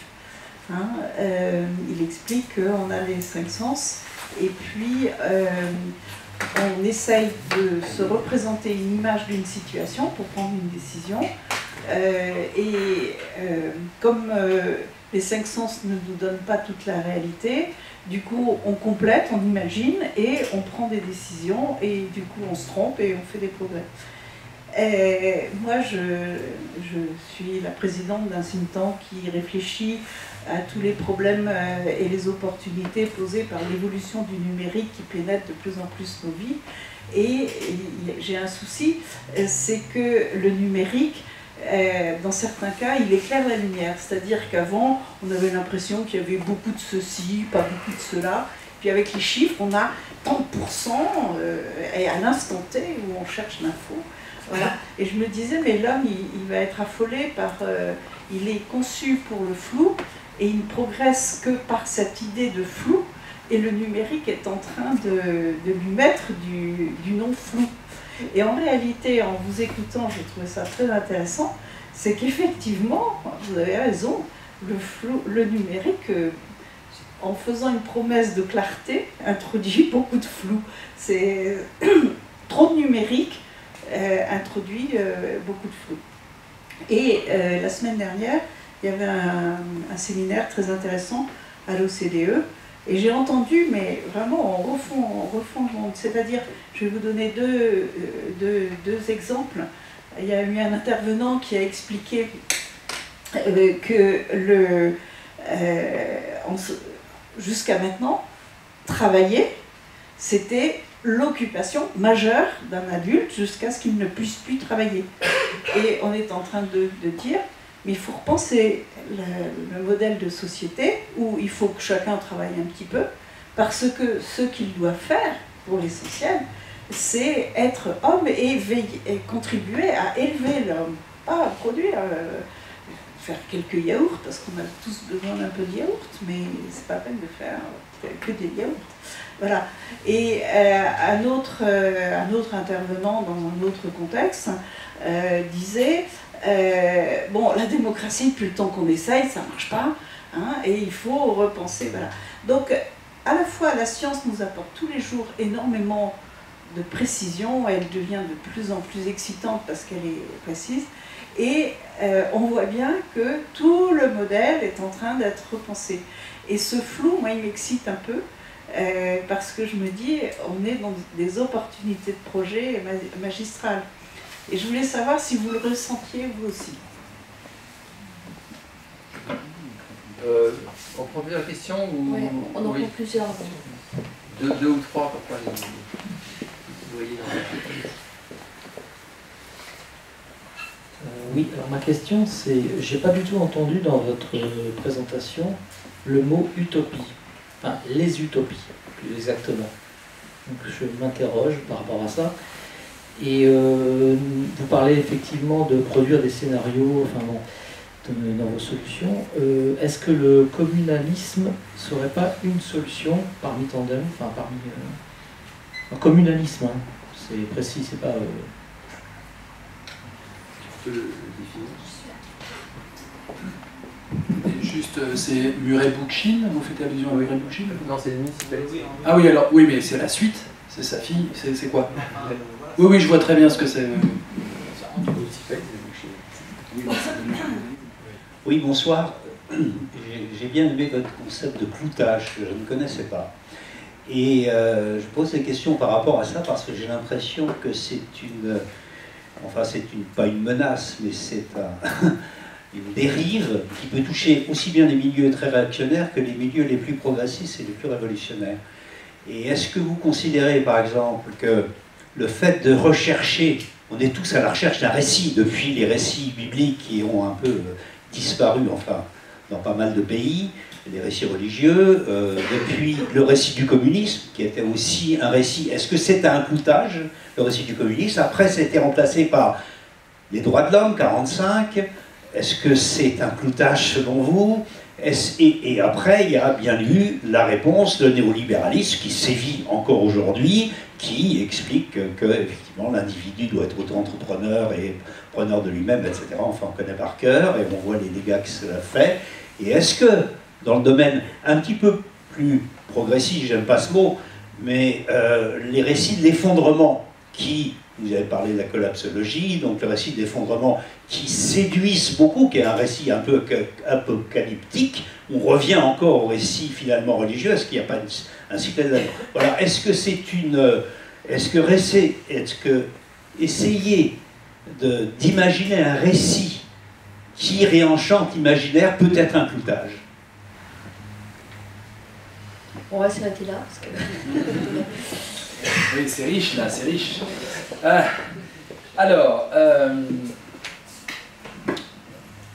sur le flou excitant, oui.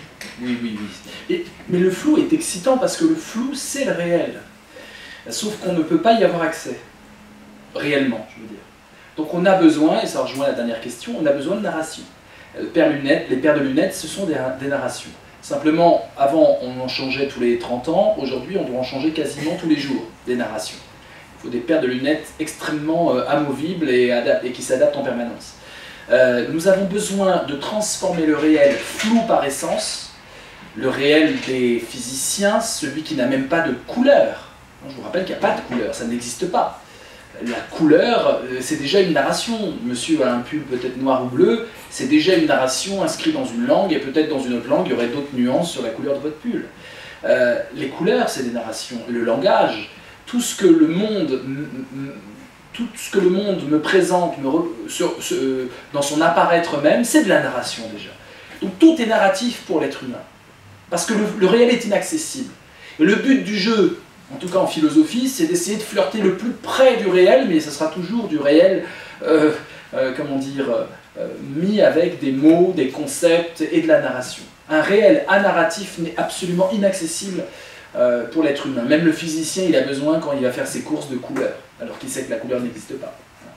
Donc, la vraie question du flou, c'est qu'il nous engage à redéfinir notre production narrative.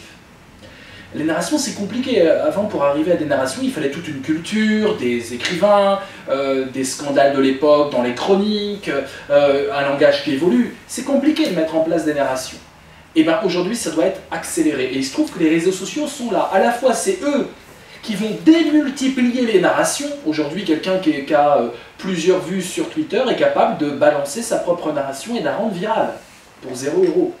Donc aujourd'hui, les grandes narrations ne sont pas tenues par des institutions, le professeur, l'école, la propagande en général. Elles peuvent être tenues par tout le monde. N'importe qui est capable de proposer sur le marché de la narration une paire de lunettes personnelles et de la diffuser de façon virale. Voilà. Il découvre ce pouvoir.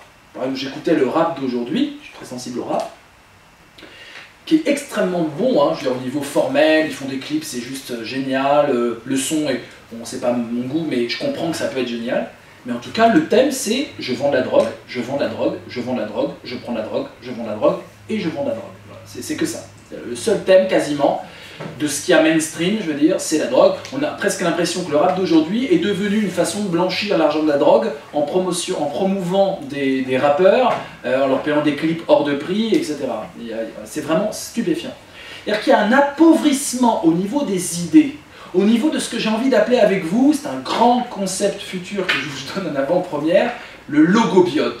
Vous savez, un microbiote. Hein, microbiote, c'est 1 ou 2 kilos de bactéries, de champignons, plus d'ADN que votre propre ADN en vous. Hein. Nous avons plus d'ADN étranger que notre propre ADN. Ça fait réfléchir quand même, quand je dis moi ou quand je dis je, hein, il y a pas mal de bestioles.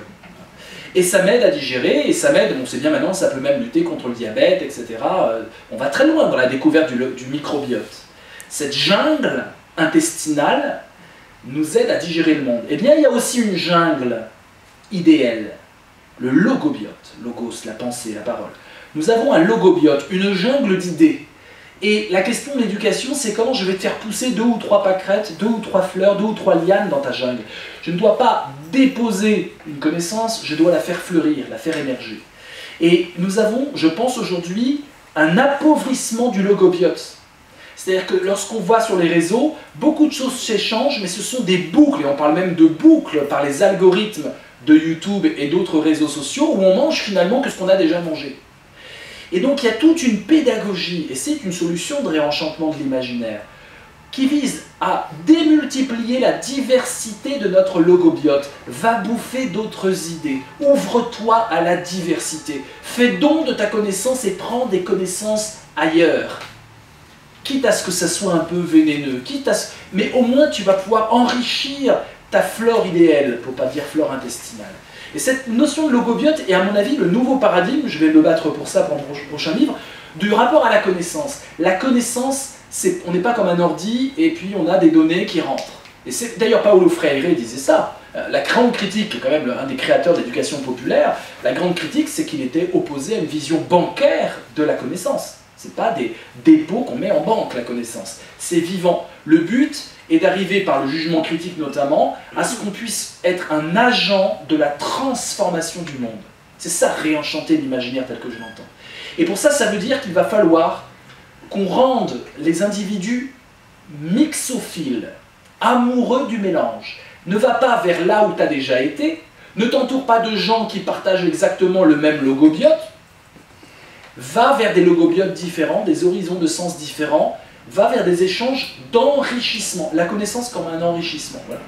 Et donc ce qui permet de résister au fascisme, ce qui permet de résister à l'intolérance, ce qui permet de résister à l'écocide actuel, c'est justement la démultiplication des logobiotes dans la rue. C'est dans la rue que les logobiotes s'échangent, c'est pas tellement à l'université, c'est dans le contact citoyen, dans le bon voisinage, qu'il faut réinventer, parce que le bon voisinage, aujourd'hui, dans nos sociétés avec la connectique, on a des gens qui sont un sentiment de solitude énorme tout en étant surconnectés, on le voit, hein, toutes les études le montrent, une dépression liée à la cybermodernité, et la technomagie se relève être plutôt un sortilège qui nous est seul tout en étant connectés. C'est tout le paradoxe, on est dans une solitude connective. Et cet envoûtement, cette malédiction profonde, que je mettrai avec un mot anglais, excusez-moi parce que ça frappe plus, le deep curse, l'envoûtement profond. Nous sommes victimes de l'envoûtement profond. Et l'envoûtement, j'ai presque envie d'y mettre une forme physique. L'envoûtement. Mon dos se voûte, vous voyez. C'est un envoûtement parce que je vois flou et je n'arrive plus à avoir aucun repère parce que j'ai un appauvrissement de mon logobiote et donc une puissance narrative en diminution.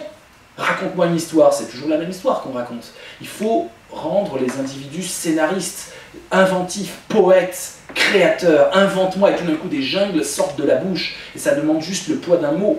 Ça demande juste la possibilité de l'imaginaire. Travailler les imaginaires, je pense que la vidéo pourrait avoir un rôle, les mots bien sûr, mais aussi le rapport audiovisuel. Et donc, envoûtement parce que nous nous courbons sur nos technologies. L'envoûtement dans les deux sens du terme. Donc oui, le flou est excitant parce qu'il nous rapproche du réel et il nous oblige à être extrêmement plus fort qu'avant en termes de création narrative. Ce qui rejoint la troisième question, les grands récits ne peuvent plus exister. Il y aura toujours quelqu'un au fond de la salle de YouTube, de Twitter ou d'Instagram qui va dégommer la tentative de grand récit. un humoriste acerbe, de l'humour populaire. On ne peut plus faire grand récit quand la foule s'exprime. Le grand récit ne peut émerger que quand la foule est muette et que ça passe par des canaux sous contrôle. Hitler le disait très bien, plus les gens sont nombreux, de classe sociale variée, plus j'ai d'impact dans mon discours. Mais encore faut-il qu'ils se taisent tous. Hein. Parce qu'évidemment, celui qui va lever la main et ne pas être d'accord, il va être vu de tout le monde et il n'osera pas le faire. Mais sur les réseaux, on ose le faire. Le pseudonymat, la possibilité irrévérencieuse de dégommer un prof de fac, de dégommer un éditocrate. Voyez. Donc aujourd'hui, les grands récits commencent à émerger et puis s'écroulent spontanément. L'effondrement, c'est aussi l'effondrement intellectuel en permanence. Donc la solution ne passera pas par là. La solution, à mon sens, passera par un empowerment, excusez-moi le mot, un empuissamment, c'est pas génial en français, une capacité à donner aux gens la capacité à se raconter leur histoire. C'est un peu lourd, mais je vais te donner non pas l'histoire que tu dois apprendre, parce que ça c'est du vertical et ça marche plus aujourd'hui, mais je vais te donner les moyens intellectuels de pouvoir créer des histoires qui sont à même ta vie, qui épouse ton réel, ta réalité, et de pouvoir mettre ça en mots, mettre ça en sens, mettre ça en images, mettre ça en scénario, mettre ça en fiction. Il faut que les gens puissent se la raconter leur vie. Il faut leur donner ça. Et ça nécessite des ressources transdisciplinaires, de la physique à l'histoire, en passant par l'économie, la philosophie, le français, la poésie. Tout est bon pour que le logobiote se nourrisse et que, avec un logobiote riche, je puisse appréhender ma vie, mes problématiques, mes incompréhensions, en y mettant ma narration propre. Donc je suis pour une narration qui vienne d'en bas, et qui fleurisse en bas, et que ça puisse monter en haut. Voilà, que ça puisse monter en haut, pléonasme, excusez-moi, que ça puisse monter. Voilà. Ce que j'appelle le vorticalisme, vous savez, le vortex, c'est ce tourbillon. Hein. Il faudrait que tout ça, ça tourbillonne à partir de la base et que ça monte. Moi je suis pour la verticalité, si elle part du bas. Je suis pour qu'il y ait des délégations, si ça part du bas. Je suis pour qu'il y ait des représentants, si ça part du bas. Et c'est cette idée, c'est pour ça que le populaire est très important. Il faut rendre le populaire extrêmement créatif, extrêmement prégnant, extrêmement viral, parce qu'on parle de logobiote, il n'y a pas que du coronavirus qui peut être viral, il y a aussi des très belles idées. Voilà. Alors l'utopie. Oui, alors l'utopie, aujourd'hui, ce que j'appelle le flou, ce que j'appelle le confusionnisme, c'est de l'utopie là. Aujourd'hui, ce qu'on nous vend, on nous vend de l'utopie-là.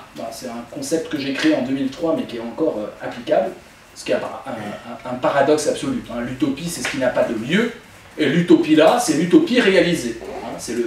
Alors, on est dans l'utopie-là, on nous vend un monde magnifique. Quand vous voyez les conférences des macronistes, il y a tous les beaux mots de la langue française, optimisme, vertu, courage, battant, et c'est que des mots vides. Et pourquoi Macron n'arrive plus dans sa prose à pouvoir toucher le cœur des Français, précisément parce qu'il a vidé tous ces mots de leur sens.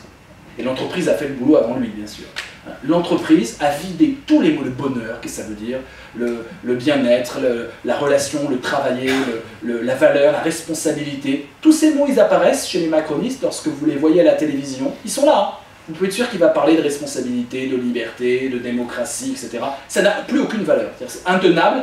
C'est-à-dire qu'au niveau logobiotique, vous n'avez pas une seule bactérie qui est transmise. Je vous rappelle que dans un French kiss de 10 secondes, il y a 80 millions de bactéries transmises. Hein, dans le microbiote, je parle de microbiote. Imaginez une grande conversation au niveau du logobiote. Prendre le temps de discuter les yeux dans les yeux avec quelqu'un pendant 1 heure. Là, vous avez une quantité de sens qui circule extraordinaire. Vous voyez. Le logobiote se nourrit comme le French kiss se nourrit d'un contact de la langue et de la bouche. Le logobiote se nourrit d'un contact d'âme à âme et de connaissance à connaissance. Donc oui, pour les utopies, l'utopie et la philosophie font très bon ménage. Comment je définirais l'utopie ? En mon sens, l'utopie n'a de valeur que quand elle est critique.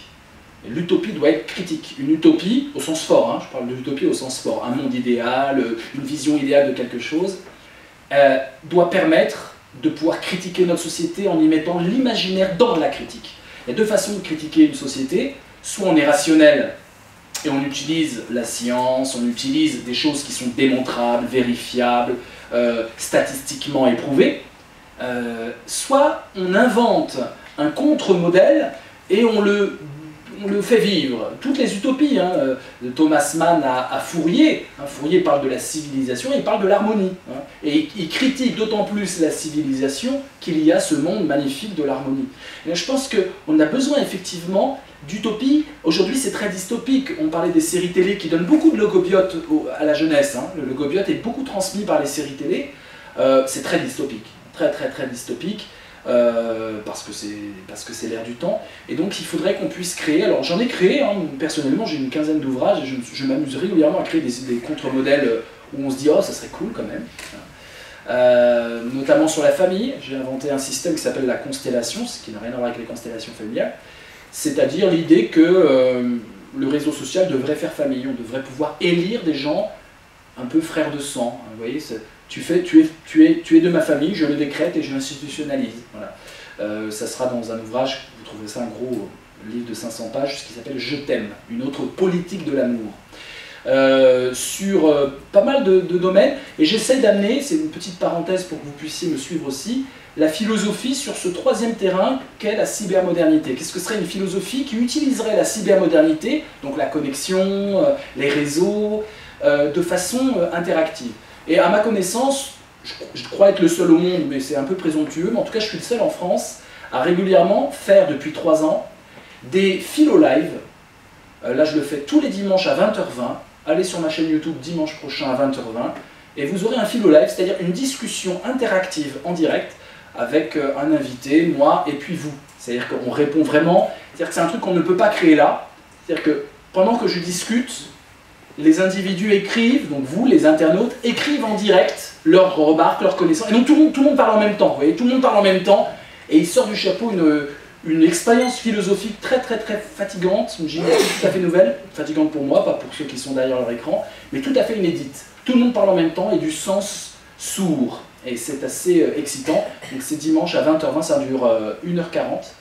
Et puis des jeux de rôle, j'ai fait le premier jeu de rôle en vidéo live, qui s'appelait Primate Joke, sur une dystopie, un monde futuriste où des singes robots ont pris le pouvoir de la pensée, et nous sommes dans un rire perpétuel, où le but est de rire et de rire et de rire. Et donc c'est des expériences que je tente pour essayer d'amener justement le jugement critique, tout en utilisant la courroie du jeu, qui me semble une courroie très porteuse, du jeu JEU, et puis les nouvelles technologies. Donc les utopies doivent être critiques, et deuxième chose importante pour moi, elles doivent non seulement apporter un contre-modèle où on se dit ce serait bien, il y en a peu. Hein. Un gamin de 17 ans aujourd'hui, lorsqu'il doit se projeter dans le faire famille, il n'y a aucun contre-modèle. On lui parle des années 70, des communautés plus ou moins bizarres, c'est pas vraiment un contre-modèle aujourd'hui valable pour des jeunes de 17 ans. Sinon, en fait, il n'y a rien. En fait, il n'y a pas une seule utopie qui propose un plan de construction familiale autre que maman, papa, la bonne et moi, quand il y a la bonne encore, ce qui n'est pas toujours sûr. Et on voit le nombre de violences contre les enfants, les chiffres aujourd'hui, vous avez raison, sortent du flou. Un enfant sur 5 battu en France en 2020, sans parler de la pédocriminalité et autres. C'est ça la famille aujourd'hui. Donc il est urgent de changer de modèle. Là, il faut de l'utopie. Alors moi, je ne suis pas pour que ça vienne du haut, donc moi j'essaie d'être un intermédiaire, mais je pense qu'il faut que les jeunes de 17-20 ans et les moins jeunes s'emparent de dire si on avait une page blanche et qu'on devait écrire une famille, un faire-famille idéal, c'est-à-dire en fait avoir des enfants, comment on fait, hein, c'est ça, comment on ferait. Et ça, c'est des exercices extrêmement stimulants. Et puis deuxième chose pour l'utopie, je finis là, il faut que l'utopie soit une immense entreprise de défétichisation. Ça rejoint un peu la critique, mais c'est encore plus précis. L'utopie doit remettre en circulation le flou qui a tendance à se clouter. Pour répondre à votre question, est-ce que les grands récits sont des cloutages? Non, mais ils sont pourvoyeurs de cloutage. J'allais dire pourvoyeurs de clous. Et là, tout d'un coup, un jeu de mots génial apparaît grâce à vous. Le clou et le flou, vous voyez, c'est génial. Hein, le clou et le flou. Les grands récits, c'est une boîte de clous. On va pouvoir clouter le héros, on va pouvoir tout clouter. Le but, c'est dans ce décloutage absolu, c'est de pouvoir être plus Jedi, en flux énergétique. L'éducation doit arrêter de clouter et concevoir la transmission humaine. Il y a ce beau mot d'Albert Jacquard qui doit résonner un peu pour le mouvement Utopia. Je le cite, « La richesse d'un ensemble est le résultat de la finesse des interactions entre ces éléments.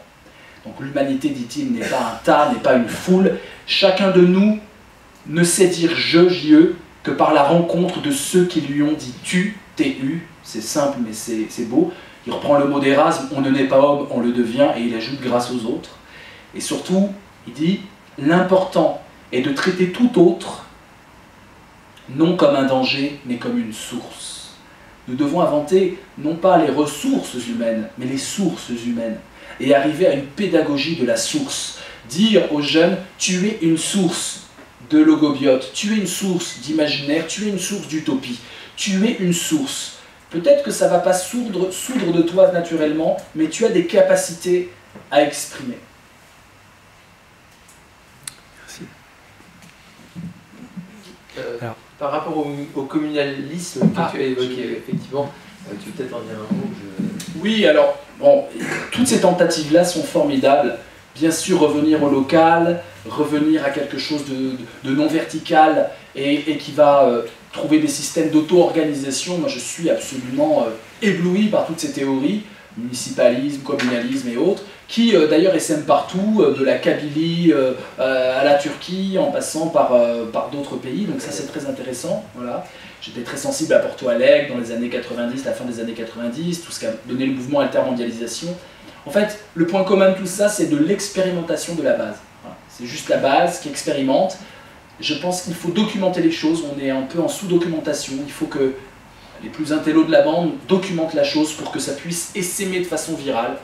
Documenter, ça permet à la fois de pouvoir donner l'idée à d'autres, à l'autre bout du monde, mais documenter, ça permet aussi de voir où on a fait des erreurs dans tel et tel projet innovant, utopique, alternatif. Documenter les alternatives. Et puis, dans le communalisme, ce qui est très séduisant, c'est que, évidemment, on doit tout remettre en question. Ça suffit pas, c'est pas simplement de l'auto-organisation locale, c'est une remise en question des rôles hiérarchiques, une remise en question de l'argent, une remise en question du vivre ensemble, une remise en question du rapport à la nature. Donc moi je trouve ça extrêmement enrichissant.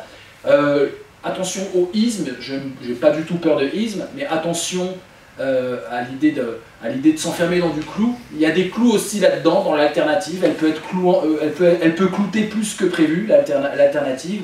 Ce qui permet de rester dans le flux du flou, c'est la viabilité en termes de logobiote. Il ne faut pas qu'une communauté ou qu'une expérience sociale aille avec un appauvrissement du logobiote de ceux qui y participent. Il faut au contraire sentir qu'on a un enrichissement. Je parlais juste de la Rose Blanche, ces résistants étudiants et professeurs allemands qui venaient de tous les horizons, notamment de la médecine, et qui avaient plus d'intérêt à discuter philosophie, musique, créativité entre eux. Il y avait vraiment une diversité des sources, un enrichissement mutuel. Et la résistance, vous savez, le mot résistance, on parle beaucoup de résistance dans l'art, résistance par la culture, on oublie le mot résistance en termes d'immunité. La résistance à des virus. La résistance, c'est ça aussi. Et un logobiote riche est une vraie résistance face à des pensées qui ont tendance à réduire les têtes, réduire les cœurs et fanatiser les gens. Le fanatisme aujourd'hui, c'est pas simplement le terrorisme qui marche, qui arrive par la cybermodernité à endoctriner nos jeunes. Mais le fanatisme, c'est aussi la robotisation consentie, la suradaptation à des modèles, à cette fameuse utopie-là, ce cauchemar climatisé dont parle Huxley. Et là, le livre à lire sur cette robotisation de l'homme, c'est le Cybernanthrope, vers le Cybernanthrope de Henri Lefebvre, écrit en 67, qui décrit exactement Macron de la première page à la dernière page. Il dit, voilà le futur de l'humanité, et vous lisez, c'est Macron, c'est-à-dire un être suradapté à la performance, propre sur lui, dans l'assertivité et non pas dans le conflit, où tout est réglé et où finalement le mal, le négatif et l'absence de performance disparaît. Il nous reste vraiment 5 minutes avant qu'on nous chasse de la salle à coups de balai. Alors vraiment, une ou des questions très rapides.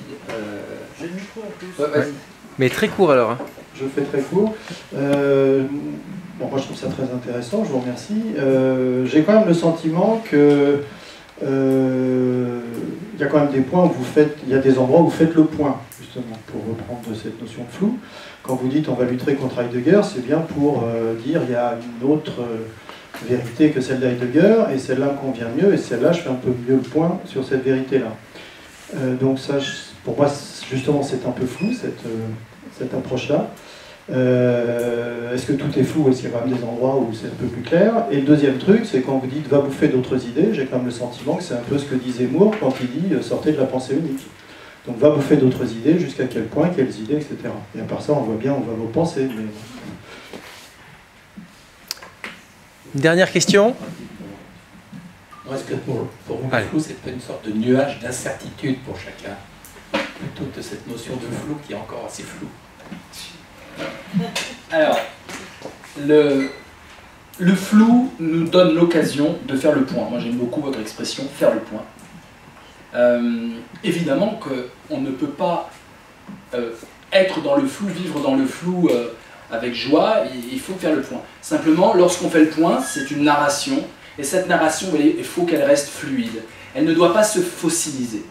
Et un monde flou en permanence est un monde où nous devons, par la narration, retrouver des ancrages, presque avec un E ancrage, hein, pour que sur la page blanche s'ancrent des mots. Hein.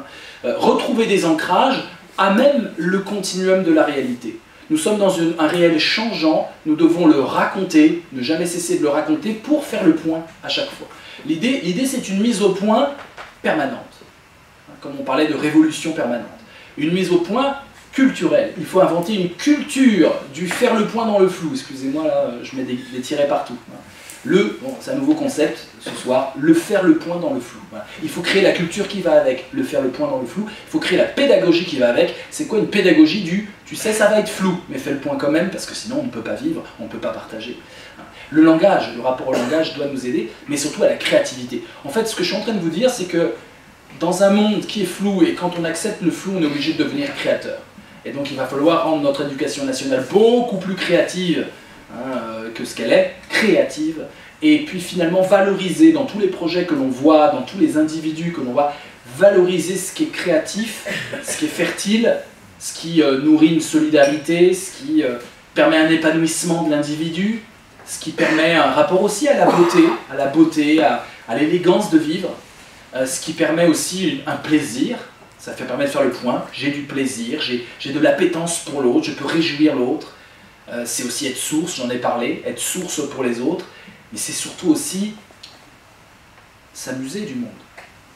Un monde flou, et j'essaie de faire le point, c'est dérisoire, et à la fois c'est beau, c'est la grandeur et la misère de l'homme. Je sais que c'est flou, je sais que le mystère de la vie, j'arriverai pas à le percer, mais je peux faire des efforts. Je vous remercie infiniment. Merci.